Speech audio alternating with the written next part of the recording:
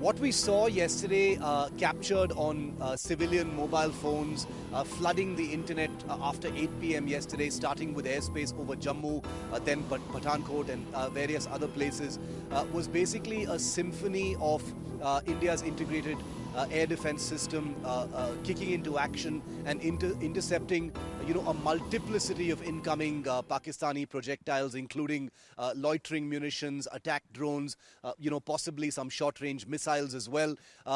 This was a very, very complicated operational scenario where India's integrated air defense system, which consists of the S-400 principally, but many other systems, including the Akash, Indian Akash system, the Spider system from Israel, and a few others, all of it integrated using Indian know-how and technology, working incredibly in unison. These are images that people have never seen before, but at the heart of India's air defense shield, and perhaps our most formidable air defense weapon right now, is of course the S-400 that was ordered some years ago. It was finally delivered during the COVID pandemic.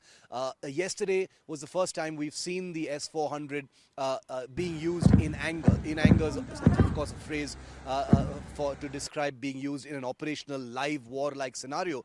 Now, we don't know which of the videos that came out actually show S-400s intercepting, but we know somewhere out there in the darkness, those missiles were, swooping up to intercept incoming enemy projectiles to protect so many Indian cities in the north and the northwest. And the S-400 is an incredible piece of weaponry. It's an air defense system that is acknowledged, by the acknowledged world's biggest, arms producer, the United States, as a formidable air defense weapon. The presence of the S-400 on the ground gives even NATO countries and the United States pause, makes them change their plans, flight paths, things like that.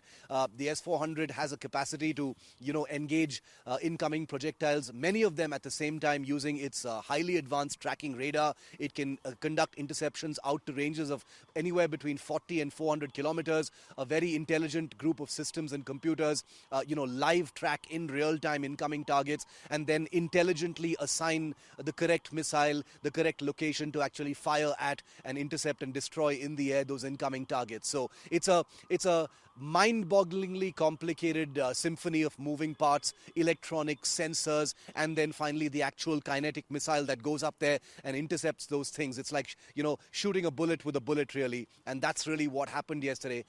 Think of it as, thousands of bullets or maybe hundreds of bullets coming at you, and a group of systems creating a shield across the country, killing each one of those bullets individually. Things are very tense right now. Things are extremely volatile right now. Remember, Pakistan's attempts twice over 48 hours to conduct attacks directly on military establishments, here in Srinagar and in different parts of India, Jammu, Ludhiana, Pathankot, Kapurthala, Chandigarh and elsewhere, where we've been hearing air raid sirens today, suggests that Pakistan cannot be trusted to wind things down and de-escalate, even though India has repeatedly given them that option diplomatically. This is a country that clearly needs some kind of a face saver, and therefore India is completely on high alert. There's no question of letting the guard down. A worst case scenario for another escalation is always factored into India's every move. Pakistan has already indicated that it wants to do that, because overnight as well, after a bad drubbing in the air thanks to India's air defense systems, they've been continuing to send in drones, according to the Indian Army's official statement this morning. The Chaukibal, where I reported from last evening, saw heavy shelling overnight. So have Uri and Kupwara. So you can expect that things are going to remain hot today as well.